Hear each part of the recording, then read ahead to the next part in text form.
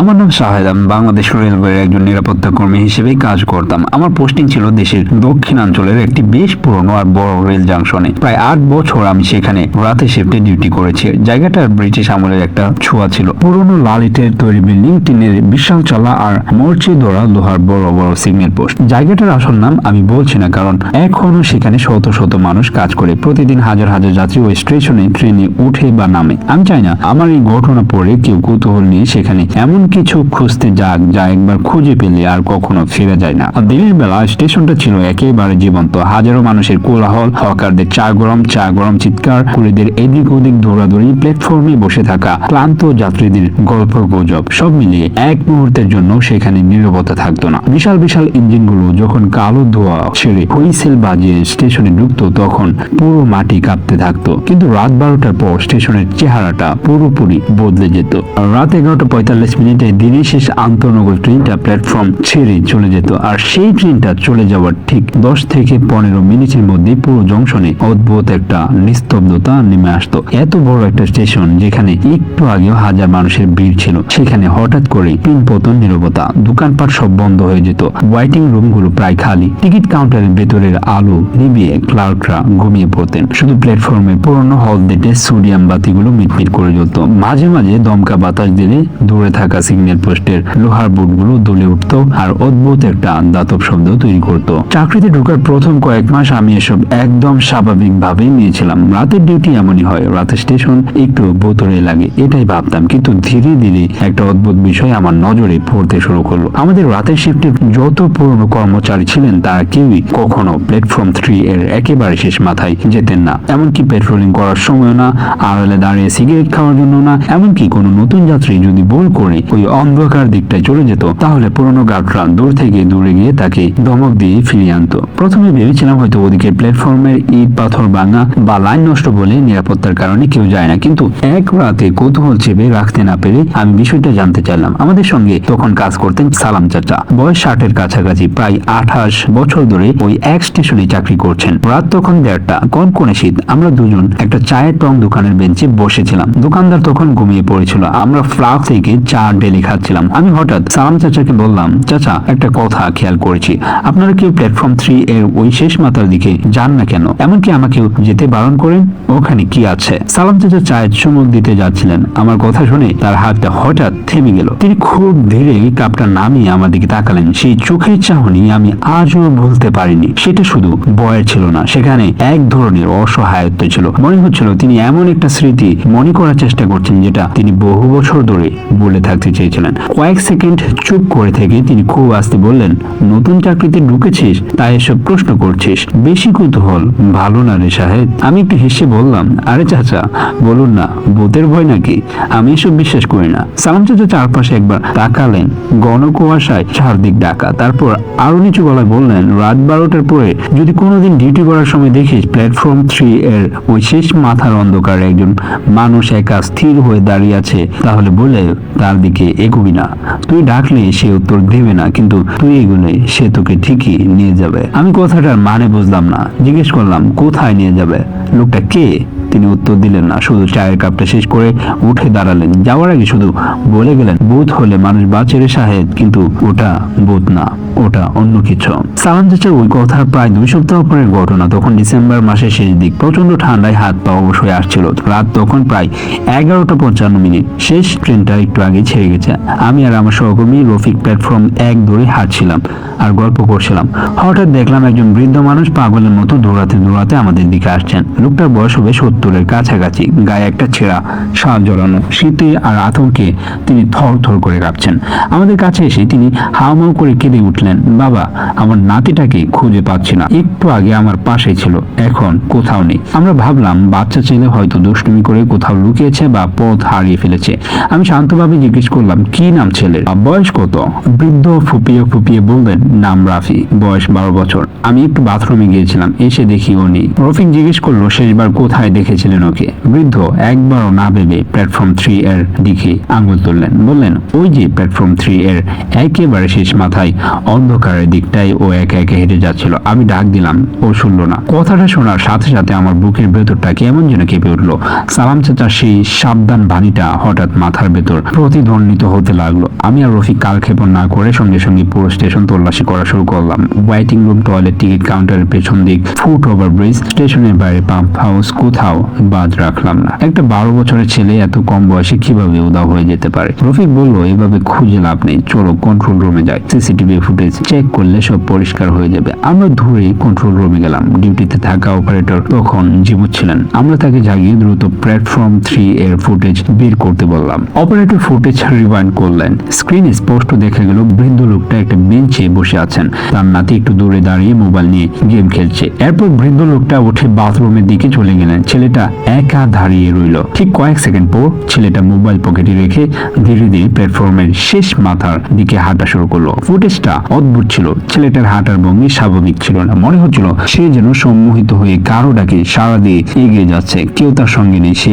একাই হাঁটছে। ভিডিওতে সময় দেখাচ্ছে 11:58 ছেলেটা ফ্রেমের একেবারে শেষ প্রান্তে পৌঁছালো, যেখানে ক্যামেরার আলো আর পৌঁছায় না, শুধু ঘন অন্ধকার। তারপর অপারেটর হঠাৎ ভিডিওটা পজ করে দিলেন। তিনি কয়েকবার চোখ মুছে আবার প্লে করলেন। একই জায়গায় এসে ভিডিও আবার আটকে গেল। না, তখনও কিন্তু ভিডিও থামেনি। টাইম কোড চলছিল 47, 48, 49 এভাবে, কিন্তু ছেলেটা আর ফ্রেমের ভেতর নেই। সে অন্ধকার পেরিয়ে ফ্রেম থেকে বের হয়নি। সে যেন ঠিক ওই শেষ সীমানায় দাঁড়িয়ে 1 সেকেন্ডের ভগ্নাংশে অস্তিত্ব থেকে মুছে গেছে। আমরা তিনজন স্তব্ধ হয়ে স্ক্রিনের দিকে তাকিয়েছিলাম। ঘরের ভেতর কারো মুখে কোনো কথা নেই। ঠিক তখনই আমাদের পেছনে কন্ট্রোল রুমের দরজার কাছ থেকে খুব আস্তে ভারী একটি গলা শোনা গেল। আমি তোকে বলেছিলাম সাহেব, রাত 12টার পর ওদিকটায় যাস না। ঘুরে দেখি দরজাটার সামনে দাঁড়িয়ে আছেন সালাম চাচা। তার মুখটা কাগজের মতো সাদা। তিনি ভেতরে ঢুকে অপারেটরকে কড়া গলায় ধমক দিয়ে বললেন, ফুটেজটা এখনই ডিলিট করো, আর এই নিয়ে কারোর সাথে এক বর্ণ কথা বলবে না। অপারেটর ভয় পেয়ে ফুটেজটা মুছে দিল। সে রাতে পুলিশ এলো। স্টেশনের প্রতিটি কোণা, রেল লাইন, ট্রেন, টু রুম, এমনকি প্ল্যাটফর্মের নিচে থাকা পুরনো নর্দমা পর্যন্ত খোঁজা হলো, কিন্তু ছেলেটার কোনো খোঁজ মিলল না। আশ্চর্যের বিষয় ছিল, স্টেশনের পুরনো কর্মচারীদের কারো মুখেই কোনো অবাক হওয়ার ছাপ ছিল না। তারা সবাই মাথা নিচু করে নিজেদের কাজ করছিল, আর যেন এই স্টেশনে মানুষের এমন হঠাৎ উধাও হয়ে যাওয়াটা একটি স্বাভাবিক ঘটনা। ছেলেটা নিখোঁজ হওয়ার ঘটনার পর পুলিশ আর নিরাপত্তা বিভাগের কর্মকর্তারা আমাকে আর রফিককে অনেকবার জেরা করেছেন। আমরা বারবার একই কথা বলেছি যে ছেলেটাকে শেষবার প্ল্যাটফর্ম 3 এর মাথায় দেখা গেছে। প্রতিবার এই উত্তরটা দেওয়ার সময় আমি খেয়াল করেছি স্টেশন মাস্টারের মুখটা ফ্যাকাশে হয়ে যেত। তিনি যেন আগে থেকে জানতেন সেখানে কি হয়। এই ঘটনার ঠিক 1 সপ্তাহ পর আমার ডিউটি পড়লো রাতে শিফটে। সেদিন আবহাওয়া ছিল জঘন্য। প্রচন্ড কুয়াশা। কুয়াশার ঘনত্ব এতটাই বেশি ছিল যে স্টেশনের এক প্রান্ত থেকে 10 হাত দূরের জিনিসও ঠিক মতো দেখা যাচ্ছিল না। তখন রাত 12:17। আমি একা প্ল্যাটফর্ম 2 এ ডিউটি করছিলাম। চারপাশ একদম নীরব। হঠাৎ আমার কোমরে থাকা ওয়াকি টকিটা বেজে উঠলো, খসখস শব্দ করলো। ঠিক শব্দের পর আমার বন্ধু রফিকের গলা ভেসে এলো। সে বলল, শাহেদ কোথায় তুই? আমি বললাম, আমি প্ল্যাটফর্ম 2 এ। তুই কোথায়? সে বলল, আমি প্ল্যাটফর্ম 3 এর কাছাকাছি। আমি একটু বিরক্ত হয়ে বললাম, আবার শুরু করলি তুই? আজ এমনিতেই মেজাজ খারাপ, ফাইজলামি করিস না। কিন্তু রফিকের গলাটা এবার রীতিমতো কাঁপছিল। সে ফিসফিস করে বলল, আমি ফাইজলামি করছি না। আমার নিজের চোখে দেখেছি কুয়াশার ভেতর প্ল্যাটফর্মের একদম শেষ মাথায় কেউ একজন দাঁড়িয়ে আছে। আমার বুকের ভেতরটা কেমন যেন ধক করে উঠলো। সালাম চাচার কথাগুলো আবার মনে পড়ে গেল। আমি দ্রুত কন্ট্রোল রুমে ছুটে গেলাম। অপারেটরকে সরিয়ে নিজেই মনিটরে প্ল্যাটফর্ম 3 এর ক্যামেরা ওপেন করলাম। প্রথমে কিছুই দেখলাম না, শুধু সাদা ঘন কুয়াশা। তারপর জুম করতে ধীরে ধীরে কুয়াশার ভেতর থেকে একটা অবয়ব স্পষ্ট হতে লাগলো। একজন মানুষ, অনেক লম্বা পাতলা, তার মাথাটা সামান্য সামনের দিকে ঝুঁকা, 2 হাত শরীরের 2 পাশে একদম সোজা হয়ে ঝুলছে। সে দাঁড়িয়ে আছে প্ল্যাটফর্মের একেবারে শেষ প্রান্তে, একদম স্থির মূর্তির মতো।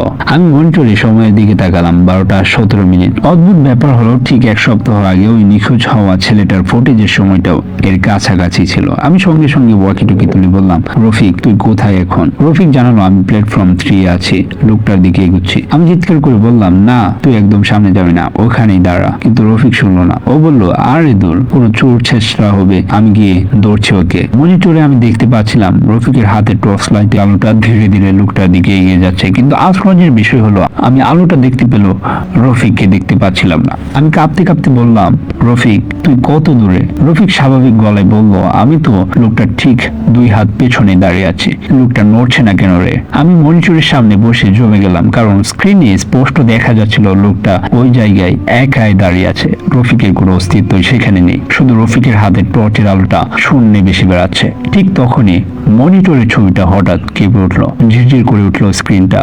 আর তারপর প্রথমবারের মতো স্থির দাঁড়িয়ে থাকা লোকটা খুব ধীরে ধীরে তার গাটা ঘোরাতে শুরু করলো। সে ঘুরছিল ক্যামেরার দিকে। তার মুখটা যখন ক্যামেরার দিকে এলো, আমি দেখলাম সেখানে মানুষের মতো কোনো চেহারা নেই, কুয়াশায় ঢাকা স্পষ্ট ফ্যাকাশে একটা বিকৃত মুখ। সে সোজা ক্যামেরার দিকে তাকিয়েছিল, এত দূরে দাঁড়িয়েও সে যেন জানতো আমি কন্ট্রোল রুমে বসে তাকিয়ে দেখছি। হঠাৎ ওয়াকিটকিতে রফিকের একটা তীক্ষ্ণ চিৎকার শোনা গেল, শাহেদ ও আমাকে। ব্যাস, লাইন কেটে গেল শুধু এটা বলেই। তারপর মনিটরে আমি দেখলাম লোকটা তার লম্বা ডান হাতটা ধীরে ধীরে তুললো, তারপর এক আঙ্গুল দিয়ে পেছনের অন্ধকারের দিকে ইশারা করলো। আর ঠিক সেই মুহূর্তে মনিটরে বাজতে থাকা রফিকের টর্চের আলোটা চিরতরে নিভে গেল। আমি আর এক মুহূর্ত কন্ট্রোল রুমে বসে থাকতে পারলাম না। হাতের ভারী লাইটটা নিয়ে পাগলের মতো দৌড় দিলাম প্ল্যাটফর্ম 3 এর দিকে। পুরো স্টেশন জনশূন্য, কুয়াশার চাদরে ঢাকা চারপাশ। আমি দৌড়াতে দৌড়াতে চিৎকার করছিলাম, রফিক, রফিক, তুই কোথায়? কোনো উত্তর নেই। প্ল্যাটফর্মের 3 এর শেষ মাথায় পৌঁছে আমি থমকে দাঁড়ালাম। জায়গাটা একেবারে ফাঁকা, সেখানে দীর্ঘকায় অদ্ভুত লোকটাও নেই, আর আমার বন্ধু রফিকও নেই। শুধু রেল লাইনের পাশের পাথরের উপর রফিকের ব্যবহৃত ওয়াকিটকি আর টর্চ লাইটটা পড়ে আছে। আমি নিচু হয়ে টর্চ লাইটটা হাতে নিলাম। লাইটটা তখনও গরম, মানে মাত্র কয়েক সেকেন্ড আগেও এটা রফিকের হাতে ছিল। হঠাৎ চারপাশের বাতাসটা বরফের মতো ঠান্ডা হয়ে গেল। আমার মনে হলো আমার ঠিক পেছনে কেউ একজন দাঁড়িয়ে আছে। কারো ভারী নিঃশ্বাসের শব্দ পাচ্ছিলাম। আমি ভয়ে ভয়ে পেছনে ঘুরতে যাব, ঠিক তখনই আমার ডান কাঁধের একেবারে কাছে খুব তীক্ষ্ণ ফিসফিস একটা গলায় কে যেন বলে উঠলো, এখান থেকে চলে যা, না হলে তুইও হারিয়ে যাবি। গলাটা মানুষের মতো ছিল না, যেন 10-12 জন মানুষ একই সঙ্গে ফিসফিস করে কথা বলছে। আমি আর পেছনের দিকে তাকানোর সাহস পেলাম না। সোজা দৌড় লাগালাম কন্ট্রোল রুমের দিকে। ভেতরে ঢুকে দেখি ততক্ষণে স্টেশন মাস্টার, সালাম চাচা আর কয়েকজন পুরনো গার্ড চলে এসেছেন। তারা সবাই খুব চিন্তিত। আমি হাঁপাতে হাঁপাতে বললাম, স্যার, রফিক নিখোঁজ হয়ে গেছে। আমার কথা শুনে কেউ অবাক হলো না, কেউ লাফিয়ে উঠে পুলিশকে ফোন করার কথাও বললো না, বরং স্টেশন মাস্টার ধীরে ধীরে হেঁটে গিয়ে নিজের চেয়ারে দোপ করে বসে পড়লেন। তার চোখ দুটো টকটকে লাল। তিনি বিড়বিড় করে বললেন, আবার শুরু হলো, এরা আবার জেগে উঠেছে। আমি রাগে আর ভয়ে চিৎকার করে উঠলাম, এর মানে কি স্যার? রফিক কোথায়? আপনারা কি লুকাচ্ছেন আমাদের কাছে? স্টেশন মাস্টার কোনো কথা না বলে ধীরে ধীরে তার পেছনের পুরনো লোহার আলমারিটা খুললেন। ভেতর থেকে একটা হলুদ পড়া মোটা ফাইল বের করে আমার সামনে টেবিলের উপর রাখলেন। ফাইলের উপর কোনো নাম বা টাইটেল নেই, শুধু লাল কালি দিয়ে বড় বড় করে লেখা প্ল্যাটফর্ম 3। তিনি বললেন, বলে দেখো শাহেদ। আমি কাঁপা হাতে ফাইলটা খুললাম। প্রথম পাতায় একটা সাদা কালো ছবি, একজন কুলির, নিচে নাম আর নিখোঁজ হওয়ার তারিখ লেখা। দ্বিতীয় পাতায় একজন টিটি ছবি, তৃতীয় পাতায় একজন যাত্রীর ছবি। প্রতিটি ছবির নিচে একটাই শব্দ, নিখোঁজ। সেখানে মোট 32 জন মানুষ। স্টেশন মাস্টার শান্ত গলায় বললেন, গত 25 বছরে স্টেশন থেকে এই 32 জন মানুষ নিখোঁজ হয়েছে। আর প্রতিটি রিপোর্টের শেষ লাইনে পুলিশ একটাই বাক্য লিখেছে, শেষবার দেখা গিয়েছিল প্ল্যাটফর্ম 3 এর শেষ প্রান্তে। আমি থম মেরে দাঁড়িয়ে রইলাম। আমার চোখ আটকে গেল ফাইলের একেবারে শেষের পাতায়। সেখানে কোনো ছবি নেই, একটা সাদা কাগজ, ক্লিপ দিয়ে আটকানো, নামের জায়গাটা ফাঁকা, শুধু আজকের তারিখটা লেখা আর কাগজের নিচে লাল কালি দিয়ে লেখা, পরবর্তী ফাইল প্রস্তুত রাখা হোক। আমার বুকটা ধক করে উঠলো। আমি বুঝতে পারছিলাম না এই পাতাটা রফিকের জন্য প্রস্তুত করা হয়েছে নাকি আমার জন্য। আমি স্টেশন মাস্টারকে জিজ্ঞেস করলাম, এই ফাইলগুলো কারা বানিয়েছে স্যার? স্টেশনের নিচে আসলে কি আছে? তিনি দীর্ঘশ্বাস ফেলে বললেন, আমার আগে স্টেশন মাস্টাররা বানিয়ে গেছেন। এই ফাইলের ইতিহাস আমাদের সবার বয়সের চেয়ে পুরনো। ব্রিটিশ আমলে যখন এই স্টেশন তৈরি হয় তখন মাটির নিচে একটা গোপন টানেল বানানো হয়েছিল অস্ত্র আর জরুরি জিনিসপত্র সরানোর জন্য, কিন্তু পরে সেটা বন্ধ করে দেওয়া হয় কারণ সেখানে যারা কাজ করত তারা আর ফিরে আসতো না। ঠিক তখনই কন্ট্রোল রুমের দরজা খুলে একজন বৃদ্ধ মানুষ ভেতরে ঢুকলেন। তার হাতে একটা লাঠি, চোখ দুটো স্বাভাবিক রকমের তীক্ষ্ণ। আমি তাকে আগে কখনো স্টেশনে দেখিনি। স্টেশন মাস্টার তাকে দেখে সম্মান জানিয়ে উঠে দাঁড়ালেন। আপনি এসেছেন? বৃদ্ধ মাথা নাড়লেন, তারপর সরাসরি আমার দিকে তাকিয়ে বললেন, তুমি ওই লোকটাকে দেখেছো? ও কি তোমার চোখের দিকে তাকিয়েছিল? আমি ঢুক গিলে বললাম, হ্যাঁ। বৃদ্ধের মুখের রেখা শক্ত হয়ে গেল। তিনি নিচু স্বরে বললেন, তাহলে আমাদের হাতে একদম সময় নেই। আজ রাতে নিচে নামতে হবে, না হলে তোমার বন্ধুকে তো বাঁচানো যাবে না, সাথে তোমাকেও নিয়ে যাবে। তখন রাত 2:47। আমি স্টেশন মাস্টার, ওই বৃদ্ধ আরো দুজন বিশ্বস্ত পুরনো গার্ড প্ল্যাটফর্ম 3 এর শেষ প্রান্তে গিয়ে দাঁড়ালাম। কুয়াশা তখন এত ঘন যে নিজের হাতটাই ঠিক মতো দেখা যাচ্ছিল না। চারপাশ অদ্ভুত রকমের নিস্তব্ধ। বৃদ্ধ লোকটা রেল লাইনের একেবারে শেষ প্রান্তে গিয়ে পাথরের নিচে ঢাকা একটা মরিচা ধরা বিশাল লোহার ঢাকনা সরাতে লক্ষ করে একটা পচা গন্ধ বেরিয়ে এলো। বহু বছর ধরে বন্ধ বাতাসের গন্ধ, নিচে গুটগুটি অন্ধকার। আমরা টর্চ জেলে দেখলাম একটা সরু শেওলা দোড়া পাথরের সিঁড়ি একদম খারাপ ভাবে মাটির অনেক গভীরে নেমে গেছে। বৃদ্ধ নির্দেশ দিলে খুব সাবধানে নামবে, কেউ কোনো কথা বলবে না, আর যাই দেখো না কেন ভয় পেয়ে দৌড় দিবে না। আমরা ধীরে ধীরে নামতে শুরু করলাম। প্রতিটা ধাপের সঙ্গে আমার বুকের ধুকধুকানি বাড়া ছিল। প্রায় 40-50 ধাপ নামার পর আমরা মাটির নিচে বিশাল একটা টানেলে পৌঁছালাম। টানেলের দুই পাশে পুরনো লাল ইটের দেওয়া, ছাদ থেকে অবিরামে পানি চুয়ে পড়ছে। শব্দটা পুরো টানেল জুড়ে ইকো হচ্ছিল। একটু সামনে এগোতে আমার পায়ের সাথে শক্ত একটা কিছুটা ধাক্কা লাগলো। আমি টর্চের আলো নিচে ফেলে দেখলাম মাটিতে একটা জিনিস পড়ে আছে। আমার হৃদস্পন্দন এক মুহূর্তের জন্য থেমে গেল, কারণ এটা রফিকের মানিব্যাগ আর ওর হাতের ঘড়িটা। আমি মানিব্যাগটা হাতে নিতেই দেখলাম ওটার উপর তাজা রক্ত লেগে আছে। আমি চমকে উঠে দেয়ালের দিকে টর্চের আলো ফেললাম, আর আলো পড়তেই যা দেখলাম তাতে আমার রক্ত হিম হয়ে গেল। টানেলের দেয়াল জুড়ে অসংখ্য নাম লেখা, কেউ ইট দিয়ে আঁচড় কেটে লিখেছে, কেউ খোদাই করে লিখেছে, কেউ রক্তের মতো লাল কিছু একটা দিয়ে লিখেছে। শত শত নাম। আমি কাঁপতে কাঁপতে কাছে গিয়ে পড়তে শুরু করলাম। হঠাৎ একটা নামের উপর গিয়ে আমার চোখ আটকে গেল। দেয়ালে স্পষ্ট অক্ষরে খোদাই করা আছে রফিক, আর নামের ঠিক নিচে আজকের তারিখটা লেখা। ঠিক সেই মুহূর্তে টানেলের অনেক গভীর থেকে বাড়ি কিছু একটা হাঁটার শব্দ বেশি এলো। পায়ের শব্দটা খুব দৃঢ় কিন্তু পরিষ্কার। প্রতি সেকেন্ডে শব্দটা কাছে আসতে লাগলো। বৃদ্ধ লোকটার মুখ বয়ে ফ্যাকাশে হয়ে গেল। তিনি আমার হাত থেকে টর্চটা কেড়ে নিয়ে নিভিয়ে দিলেন। আমি ফিরফির করে বললাম, কি করছেন? আলো নেভালেন কেন? বৃদ্ধ লোকটা আমার কানের কাছে মুখে এনে কাঁপা কাঁপা গলায় বললেন, চুপ, একদম চুপ, কারণ ও আলো দেখলেই বুঝতে পারে আমরা এখানে আছি। আলো নেভানোর সাথে সাথে পুরো টানেল এমন এক নিকষ কালো অন্ধকারে ডুবে গেল যে নিজের নিঃশ্বাস ছাড়া আর কিছুই অনুভব করা যাচ্ছিল না। শুধু দূরে কোথাও থেকে পানি পড়ার শব্দ আর সেই হাঁটার শব্দ।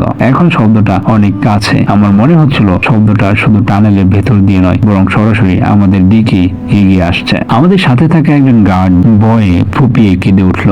বৃদ্ধ তার মুখটা শক্ত করে চেপে ধরলেন। হাঁটার শব্দটা আমাদের থেকে মাত্র 10-15 হাত দূরে এসে হঠাৎ থেমে গেল। আমার বুকের ভেতরে এমন জোরে ধরফর করছিল যে মনে হচ্ছিল আওয়াজটা বাইরে থেকে শোনা যাচ্ছে। ঠিক তখনই আমার ডান পাশ থেকে, মানে একদম শূন্য থেকে, একটা ফিসফিসানি শব্দ বেশি এলো, শাহেদ। আমি জমে পাথর হয়ে গেলাম। শাহেদ আমার নাম। আমি তো এই টানেলে কাউকে আমার নাম বলিনি, তাহলে অন্ধকারের ভেতরে এই জিনিসটা আমার নাম জানলো কিভাবে? আবার সেই ডাকটা এলো, এবার আরো স্পষ্ট, আরো কাছে। শাহেদ, তুই আসবি না? হঠাৎ টানেলের শেষ মাথা থেকে ক্ষীণ একটা আলো জ্বলে উঠলো, নীল রঙের একটা আলো। আলোটা ধীরে ধীরে বড় হতে লাগলো। আমরা সবাই শ্বাস আটকে তাকিয়ে রইলাম। দেখলাম কেউ একজন একটা নীল রঙের পুরনো লণ্ঠন হাতে আমাদের দিকে হেঁটে আসছে। লোকটার হাঁটার ভঙ্গি খুব পরিচিত। সে যত কাছে আসতে লাগলো আমার বুকের ভেতরের ভয়টা তত বাড়তে লাগলো, কারণ লণ্ঠনের আলোয় আমি স্পষ্ট দেখলাম লোকটা আর কেউ নয়, আমার বন্ধু রফিক। একই পোশাক, একই মুখ, কিন্তু সে হাঁটছে একটা যন্ত্রের মতো। আমি আনন্দে রফিক বলে চিৎকার করে উঠতে যাব, ঠিক তখনই বৃদ্ধ লোকটা আমার কাঁধ খামচে ধরলেন। ফিসফিস করে বললেন, ওটা তোমার বন্ধু না, ওর চোখের দিকে তাকাও। আমি রফিকের চোখের দিকে তাকালাম, আর সাথে সাথে আমার শরীরে সব রক্ত বরফ হয়ে গেল। রফিকের মুখটা ঠিক থাকলেও ওর চোখ দুটো সম্পূর্ণ কালো। কোনো চোখের মনি নেই, কোনো সাদা অংশ নেই, শুধু কুচকুচে অন্ধকার দুটো গর্তের মতো। সে আমাদের দিকে একটা অস্বাভাবিক হাড় কাঁপানো হাসি হাসলো, যে হাসি কোনো জীবিত মানুষের হতে পারে না। আমি আতঙ্কে দেয়ালের দিকে ছিটকে গেলাম, আর ঠিক তখন আমার চোখ গেল দেয়ালের নামগুলোর দিকে। আমি যা দেখলাম সেটা কোনো মানুষের পক্ষে বিশ্বাস করা সম্ভব না। দেয়ালে খোদাই করা নামগুলো স্থির ছিল না, সেগুলো ধীরে ধীরে নড়ছিল। ইটের গায়ের অক্ষরগুলো পোকার মতো কিলবিল করে জায়গা বদলাচ্ছিল, আর আমার চোখের সামনে রফিকের নামের ঠিক নিচে নতুন একটা নাম ফুটে উঠতে শুরু করলো, যার প্রথম অক্ষর, তারপর দ্বিতীয়, তারপর তৃতীয়। কেউ একজন অদৃশ্য ছুরি দিয়ে ইটের গায়ে আমার নাম খোদাই করছে, যার অর্থ শাহেদ। এই অশুভ জিনিসটা তার ঘাড়টা অস্বাভাবিক ভাবে বাঁকা করে ফেললো। তারপর দুই পায়ে গিয়ে এসে ফিসফিস করে বলল, দেয়ালে তোর নাম লেখা হয়ে গেছে শাহেদ, এবার তোর পালা। কথাটা শেষ হওয়ার সাথে সাথে পুরো টানেলের বাতাস যেন বরফ হয়ে গেল।